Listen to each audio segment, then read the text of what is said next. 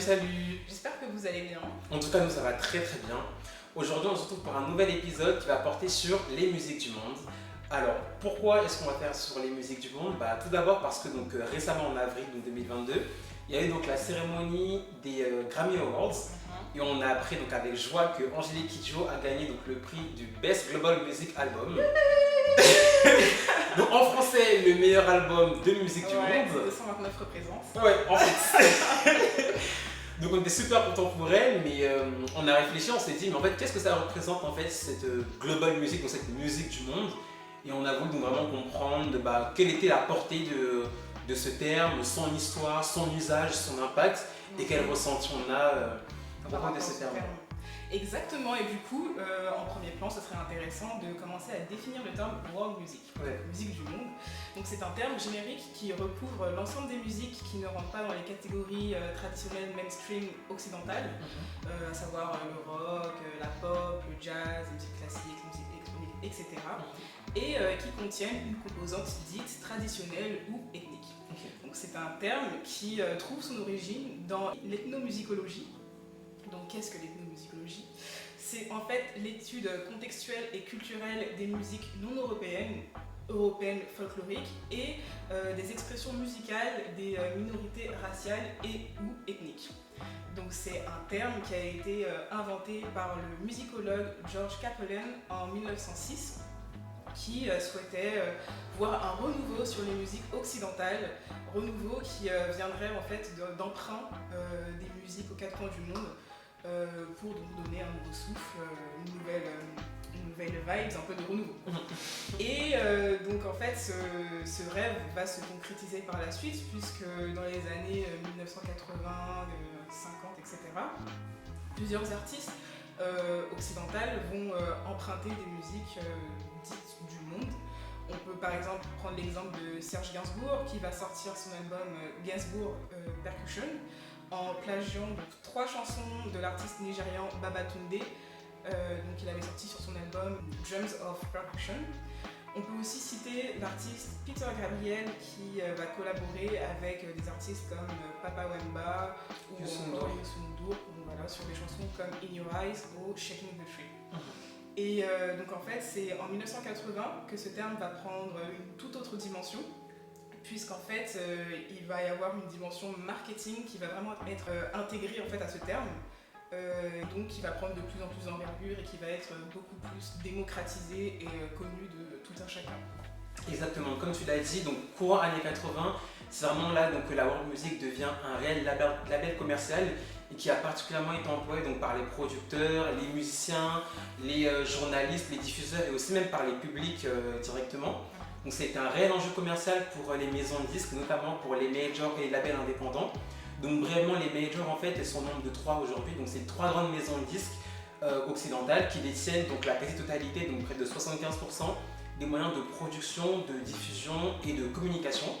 Et donc il y a beaucoup de labels indépendants aussi à côté des majors qui ont contribué donc à l'expansion donc de la world music. On peut notamment citer World Circuit, Buddha Music ou encore Real World qui a été fondé par Peter Gabriel. Et pour revenir sur World Circuit brièvement, c'est d'ailleurs ce label qui a d'ailleurs longtemps produit Oumou Sangaré, Toumani Diabaté, Ali Farka Touré ainsi que le Buena Vista Club. Exactement. Et du coup en fait ce sera intéressant de voir en fait quelles sont les problématiques, quels problèmes pose en fait cette appellation. Et pour commencer, comme Matipa l'a expliqué tout à l'heure, en fait, l'état du monde de l'industrie musicale mondiale, c'est en fait un oligopole, à savoir qu'il y a peu d'offrants pour beaucoup de demandeurs, et les offrants sont tous des acteurs qui sont occidentaux.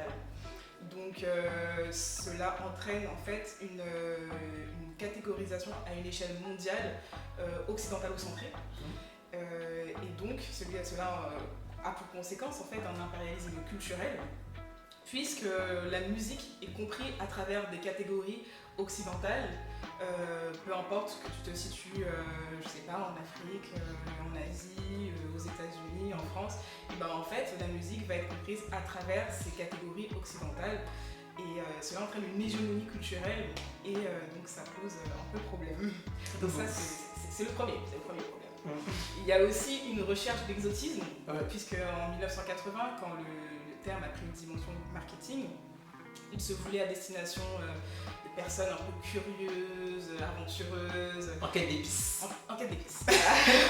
Qui voulaient briser les frontières, voilà, un peu écouter des choses différentes, donc une recherche d'exotisme. Et qui a eu pour effet aussi de donner une narration, en fait, de curate tout un pan des musiques du monde. Et donc de ne pas rendre compte d'une réalité réelle et de devoir correspondre à un certain stéréotype. Voilà. Ça lisse en fait toute la complexité, la diversité et la réalité en fait de certaines expressions musicales. Et on peut prendre par exemple l'exemple de l'artiste Mam Sika, donc une artiste béninoise qui s'est vue rejeter ce label parce qu'en fait elle ne chantait pas dans une des langues béninoises, elle ne s'habillait pas en habit traditionnel, enfin elle n'était pas assez roots. Vraiment c'était pas assez pour eux, ils avaient besoin d'un peu de... voilà, vous avez capté, c'était pas assez. Donc en fait on l'a mise de côté et elle n'a pas pu en fait rentrer dans cette catégorie. Tout simplement. Donc comme tu l'as très bien dit, voilà, c'est vraiment des catégories qui sont occidentalo-centrées et qui soulignent une notion d'impérialisme culturel. Et tout simplement, nous on s'est vraiment rendu compte que pour nous c'est un terme qui était clairement fourre-tout, qui vraiment essentialisait vraiment énormément de genres musicaux. Ça c'est d'ailleurs visible en ce qui concerne les différentes catégories des Grammy Awards pour les différentes nominations pour la Global Music. On a vu donc parmi les nominés il y avait des musiciens donc, qui font de la musique pakistanaise, ghanéenne, nigériane, béninoise et même hawaïenne. Mais on s'est dit mais quel est le rapport entre ces musiques-là premièrement et surtout de quel monde on parle en fait, en quoi est-ce que ces quelques pays représenteraient tout un monde complet. Donc on s'est vraiment dit On se pose des questions. Voilà. De quel monde on parle. Quel est le rapport Si vous avez la réponse, en commentaire. N'hésitez pas. Clairement c'est ça, on s'est vraiment dit en fait la world music ça mettait vraiment en exergue comme une espèce de fétichisation comme tu l'as très bien dit, où voilà on veut tenter de produire ou de vendre une musique qui passerait pour un métissage planétaire comme tu disais premièrement, où on a des musiques occidentales où on met quelques empreintes folkloriques, traditionnelles, ethniques, voilà c'est ça le terme vraiment, donc vraiment l'étiquette d'ethnique qui colle à cette world music qui pour nous ne veut strictement rien dire. Et on s'est vraiment dit qu'en fait la world music c'est vraiment un terme qui va être utilisé pour déjà mettre à l'écart ces musiques-là, dans le sens où on va dire ce qu'elles ne sont pas, donc elles ne sont pas mainstream, elles ne sont pas du rap, elles ne sont pas de la pop, du rock, etc. Et on va aussi prendre ce terme de world music pour essayer de définir ce qu'elles sont réellement. Est-ce qu'on parle de mbalar, est-ce qu'on parle de goka, est-ce qu'on parle de zouk, est-ce qu'on parle de tant d'autres genres musicaux. On n'a pas forcément envie de dire ce qu'elles sont, donc on va dire world. Donc vraiment... C'est effectivement en fait plus facile de ne pas avoir à rentrer dans les complexités, la diversité et bien définir de manière appropriée et authentique en fait toutes ces musiques. Et c'est plus facile de dire bon allez hop c'est de la world. Voilà. Et encore plus quand ces musiques ne correspondent pas à une norme occidentalo-centrée en termes de langue qui est employée par exemple pour le chant, si on ne parle pas forcément en français ou en anglais. En termes de rythmique aussi, en termes de gamme, de percussion, tout ce qui va être instrument qui va être utilisé. Donc tout ça va jouer à mettre à l'écart ces musiques-là et à les mettre dans cette classe de musique du monde. Mais on se rend compte notamment que ce processus a des limites. On peut prendre le cas de Buda Music qu'on a mentionné premièrement, donc qui est un label français donc, qui a produit pendant de longues années donc, de la world music on peut dire, et qui a donc lancé une série donc, de compilations qui s'appelait Musique du monde. Et ces différentes compilations étaient centrées sur des aires culturelles ou géographiques. Il y avait par exemple un volet musique du monde Kazakhstan, musique du monde Fouta Djallon, musique du monde Zaïre par exemple. Et on se rend compte en fait que malgré l'appellation musique du monde qui se veut essentialisante, on arrive quand même à voir que c'est juste pas possible de prendre de faire un seul album ou une seule compilation qui essentialiserait tant de pays. Donc on se rend compte qu'on a besoin de mettre un focus sur une ère particulière, une région particulière, une culture particulière, et que justement, je pense que ça prouve même que le terme de musique du monde est, à notre sens, vide de sens quand même. Exactement, et je pense qu'en fait, beaucoup d'acteurs de l'industrie musicale se rendent compte que ce terme est vide de sens. Et donc, il y a eu plusieurs tentatives en fait pour pallier à ce problème-là. Donc, la première tentative, c'était de changer le terme la musique du monde pour les musiques du monde, donc en fait de passer du singulier au pluriel. Et cela aurait pour objectif en fait de mieux rendre compte des diversités des expressions musicales mondiales. en fait, il n'y a pas vraiment de réflexion de fond, puisque c'est toujours un terme qui est fourre-tout. On a littéralement juste ajouté un S. Et puis on a dit, ah ça y est, là c'est bon. C'est mieux. C'est bon. C'est mieux. Pas vraiment, puisque la réflexion de fond en fait, n'est pas présente. Aux États-Unis, le terme world music a été considéré comme trop colonialiste, et donc on l'a remplacé pour Best Global Music. Et en fait, même problème. C'est littéralement un synonyme. Oui. Donc, ils ont dit non, pas le monde, un globe. Un globe. C'est la même chose. Bon.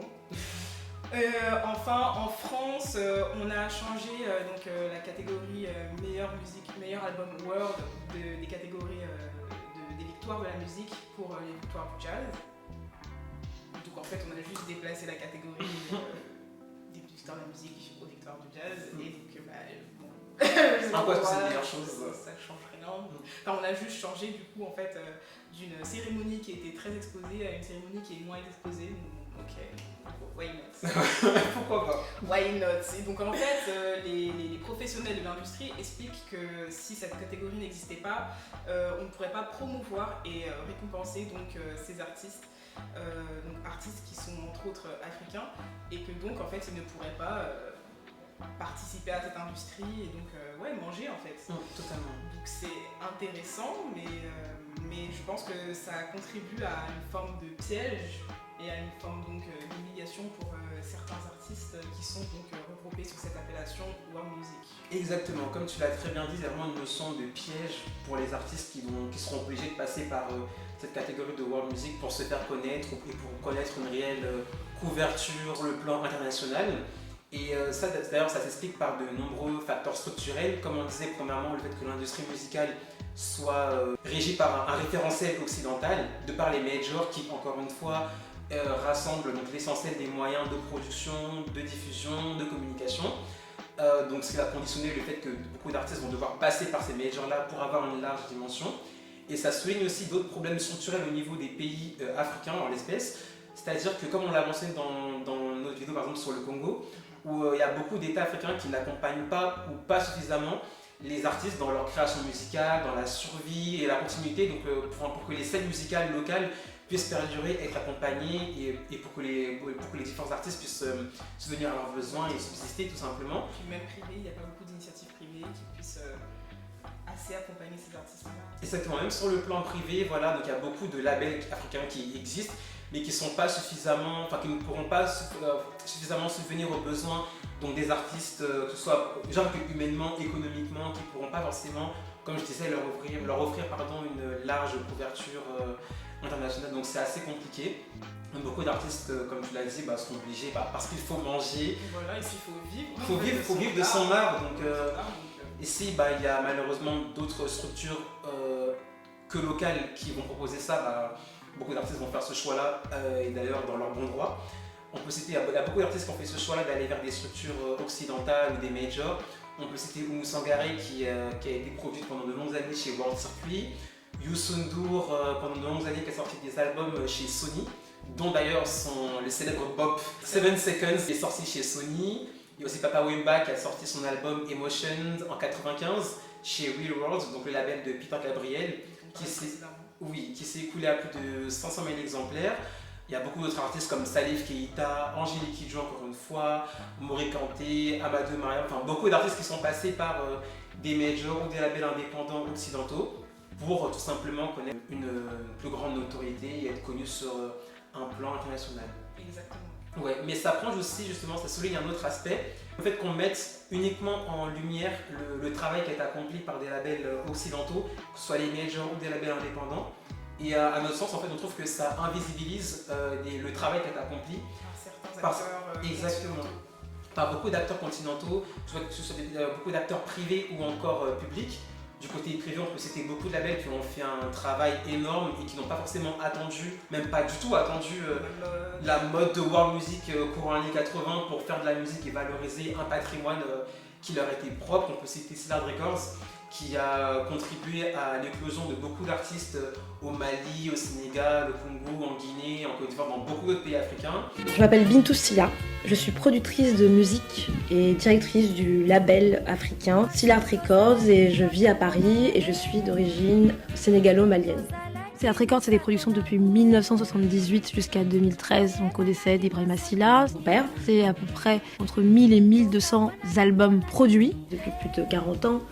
Le fait d'avoir déniché autant d'artistes au tout début de leur carrière et d'avoir produit pour ces artistes leurs premiers albums, je pense que c'est extrêmement rare. Camera Production principalement au Mali et en Guinée, JPS Production au Cameroun, au Congo, KSF Production aussi au Sénégal et beaucoup d'autres acteurs encore privés. Et d'un point de vue étatique, on peut citer Siliphone ou Mali Music, dont on a parlé dans nos épisodes sur Oumou Sangaré sur le bébé Adjage national.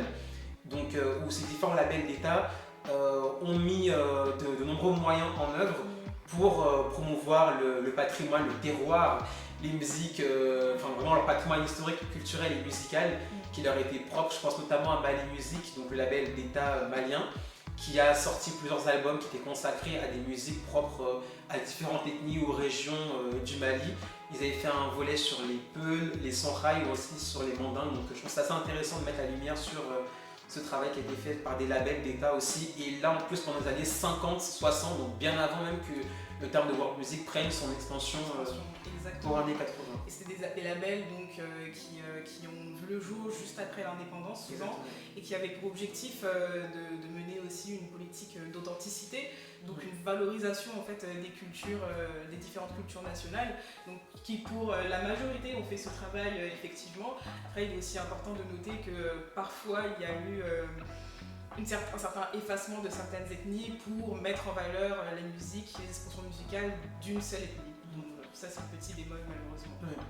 Mais c'est important quand même de montrer que voilà, il y a un travail qui a été fait depuis très très très longtemps et qu'en plus de ça c'était vraiment des musiques qui étaient faites pour les populations locales et pas forcément pour un public en quête d'exotisme dont on parlait premièrement. C'est vraiment, voilà, par exemple là si je prends le cas de la Guinée, pour, comme tu dis, dans un contexte post-colonial, post-indépendance, de redonner de la fierté au pays, de vraiment mettre en lumière un patrimoine à l'échelle de la Guinée par exemple, puis à l'échelle du continent et si possible après l'international, mais c'était principalement à destination des populations locales. C'était du Forest Bias. Exactement. Forest Bias. Foubou. Voilà.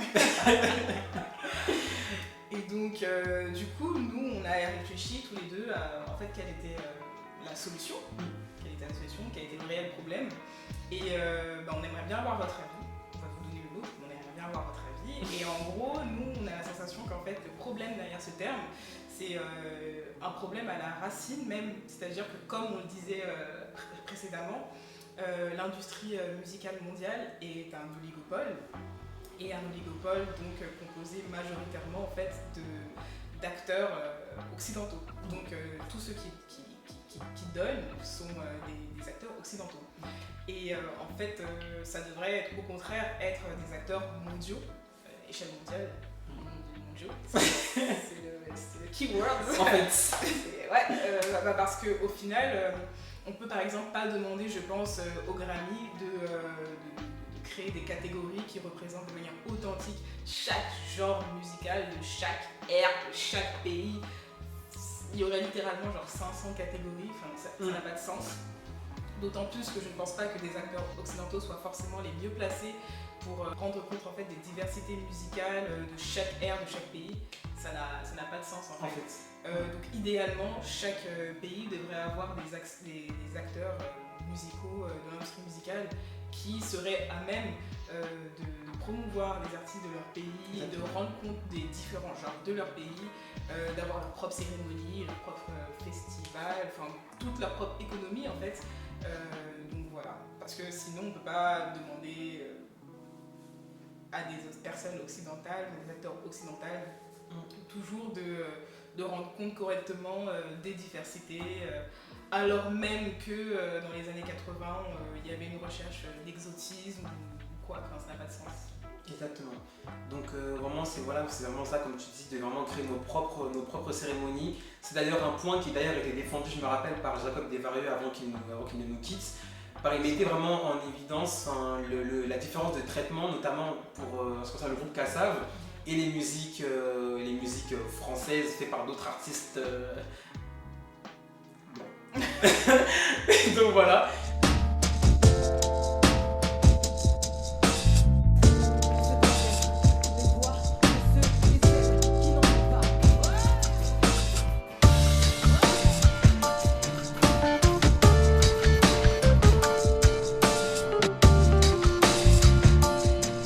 difficile pour moi parce que je suis pas le genre de mec qui fait des coups de gueule. Bon, je gueule jamais déjà. Bon, mais quand même là, faut pas déconner quoi.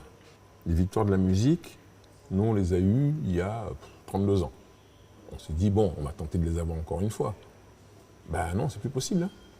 Là, c'est pas une question de qualité, de est-ce que les gens nous écoutent. Je sais pas, il y a quelqu'un qui a décidé que peut-être que c'était un peu trop coloré, qu'il fallait revenir à quelque chose de plus blanc. Et pourtant, il me semble que Foulquier, quand il a monté les Francopholies, c'est parce que la chanson française était un peu, elle disparaissait, on ne la voyait plus, quoi. Là, aujourd'hui, il faut qu'il n'y ait que ça. Alors, à moins qu'ils estiment que ce qu'on fait, c'est pas de la chanson française. Ils ont viré la musique du monde, ils ont viré la musique urbaine. Même dans le jury, ils ont dû faire un truc pour qu'il n'y ait plus que des blancs, quoi. Alors, je comprends, hein, c'est un pays où il y a quand même 99% de la population qui est blanche. Bon, mais enfin quand même, la musique qui est écoutée dans ce pays, c'est pas 99% de blancs. Hein. De toute façon, c'est pas grave. C'est très bien comme ça. Ça nous filera envie de faire notre propre cérémonie dans laquelle on va mettre nos artistes. Comme ça, au moins, on sera vus. Et puis en même temps aussi, on fera nos festivals. Parce que quand tu regardes le nombre d'artistes ultramarins qui sont dans les festivals français, le désert, quoi. Donc, voilà. Donc, il ne nous reste plus qu'à trouver le financement. Mais comme on est français, on devrait le trouver. Et donc, juste pour faire un rapide point sur Kassav, donc Kassav c'est un groupe de zouk d'origine caribéenne. Et donc il faut savoir que Kassav faisait de la musique à destination principalement des populations caribéennes et africaines. Et lorsque Kassav en fait à leur début sont allés démarcher les majors pour qu'ils puissent produire leurs albums, les majors ont trouvé que c'était des musiques qui étaient beaucoup trop ethniques, beaucoup trop ciblées. Et ensuite, donc, Kassav a toujours continué donc, à faire des musiques à destination de leur public donc, africain et caribéen.